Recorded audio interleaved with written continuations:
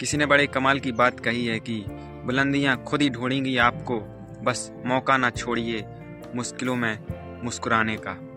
नमस्कार दोस्तों, आज की कहानी है एक गुरुदेव और दो शिष्यों की।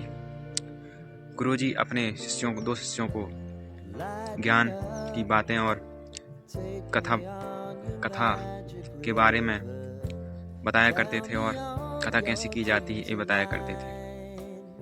तो दोनों शिष्यों अलग अलग गांव में जाकर कथा किया करते थे। पहले एक शिष्य करता था, फिर दूसरा शिष्य करता था, परंतु लोगों को पहले शिष्य की कहानी और कथा ज़्यादा भाती थी और दूसरे शिष्य की कथा और कहानी ज़्यादा नहीं भाती थी लोगों को।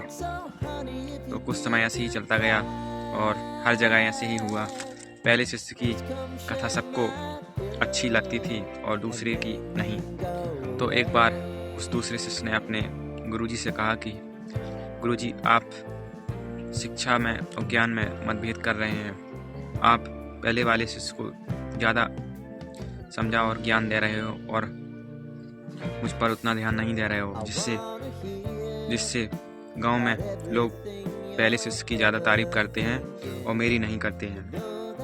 तो गुरुजी ने एक कहानी के जरिए दूसरे शिष्य को समझाना चाहा। शिष्य से कहा कि एक कहानी के जरिए आपको समझाता हूँ कि बात क्या है। तो गुरुजी ने कहा कि एक रेगिस्तान में एक लड़का जा रहा था, तभी उसको प्यास लगी और वो और आगे चला और उसको एक कुआं दिखा। कुएं में पानी था लेकिन आसपास रस्सी नहीं थी। तो उसने इधर उधर देखा तो रस्सी नहीं थी, तो वो आगे बढ़ गया और दूसरा लड़का आया वहीं उसी रेगिस्तान के रास्ते से। तो उस लड़के को भी प्यास लगी थी और उसने देखा कुआं में पानी भी है और आसपास रस्सी नहीं है। तो उसने आसपास देखा कहीं पेड़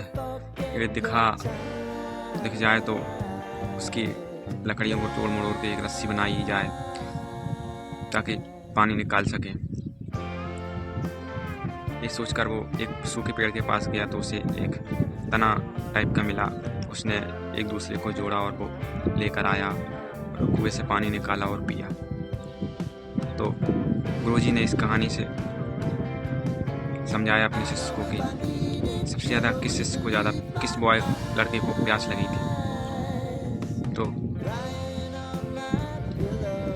गुरुजी ने लड़के ने कहा कि पहले वाले को। तो गुरुजी ने कहा कि नहीं, प्यास दोनों को लगी थी, पर दूसरे वाले को बहुत ही ज़्यादा प्यास लगी थी कुएं से पानी निकालने की। तो उसने प्रयास किया, रास्ते ढूंढे, मेहनत की, तब जाके उसको पानी मिला। पहले वाले ने प्रयास ही नहीं किया उतना जितना दूसरे वाले ने किया। तो मैं तुम्हें भी यही समझाना चाहता हूँ कि जो तुम्हारा पहला शिष्य वो तुमसे ज़्यादा मेहनत करता है और जब मैं कथा करवाता हूँ तो वो तुमसे ज़्यादा अच्छे सुनता है और तुम्हारा मन हिरण की तरह भागता है कथा में, इसलिए तुम सही से ध्यान नहीं लगा पाते हो कथा करने में, जिससे लोगों को तुम्हारी कथा पसंद नहीं आती है। अगर तुम्हें किसी भी चीज़ की प्यास होना और मेहनत करने का जज्बा, तो आप उसमें आगे और सबसे अच्छे बन सकते हैं, जो दूसरे शिष्य में था, पहले शिष्य में था।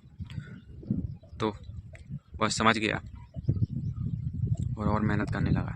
तो इस कहानी से हमें शिक्षा मिलती है कि हमें जिस चीज़ की प्यास होती है सबसे ज़्यादा और मेहनत में लगन, तो हम हर काम कर सकते हैं जो मुश्किल है। ये सच भी है। धन्यवाद। कहानी आप लोगों को पसंद आए तो लाइक करें, कमेंट करें, सब्सक्राइब करें। मैं आपके साथ आदित्य नायक ऐसी कहानी लाता रहूँगा। राधे राधे।